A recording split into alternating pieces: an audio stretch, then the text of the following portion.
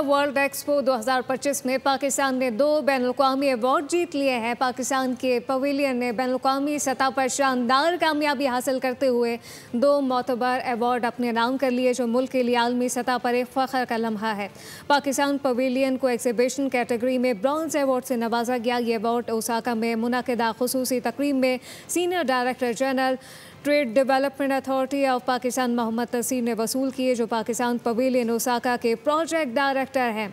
Pavilion को editor choice award भी हासिल हुआ, जो मारूफ बैनुल-अक़वामी इशाती इदारे एग्जीबिटर ऑनलाइन की जानिब से तख्लीकी और इख्तिराई नुमाइशों को सराहने के लिए दिया जाता है। ये अवार्ड पाकिस्तान को इसके तख़य्युलाती डिज़ाइन, सकाफती इनफरादियत और मुतासिर कुन तसव्वुराती कहानी यूनिवर्स इन अ ग्रेन और सॉल्ट के लिए दिया गया है, जो पाकिस्तान के लिए मशहूर पिंक रॉक सॉल्ट से मुतासिर है। पवेलियन और पाकिस्तान के गुज़िश्ता 6 माह के दौरान अब तक 17 लाख से ज़ायद अफराद की मेज़बानी कर चुका है।